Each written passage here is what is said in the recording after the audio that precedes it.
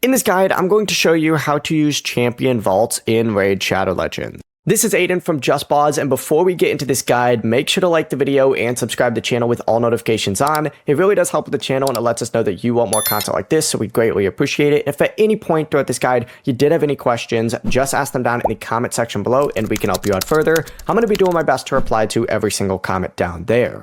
Now we're going to start on the Bastion right here. You need to go ahead and hit champions down in the bottom right, and then essentially just go ahead and tap on champion vaults just like so. It's going to take you to a tab that looks like this, and then you need to choose either the master vault or of course the reserve vault up at the very top, and essentially select whatever champions you want to move, select them, and then just go ahead and say to master vault just like so, and it'll move them into the master vault.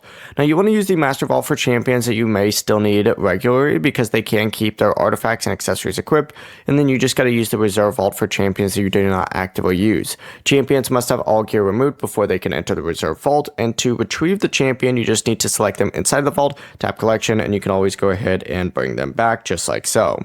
It really is as simple as that. Just keep in mind vault champions can still enter battles, but they cannot enter the sparring pit, join arena defense team, equip new gear, or upgrade masteries until returned to your collection. Before you do leave, make sure to like the video and subscribe to the channel with all notifications on. It really does help with the channel and it lets us know that you want more content like this. We'd greatly appreciate it. And if at any point throughout this guide you did have any questions, just ask them down in the comment section below and we can help you out further. I'm going to be doing my best to reply to every single comment down there. Peace.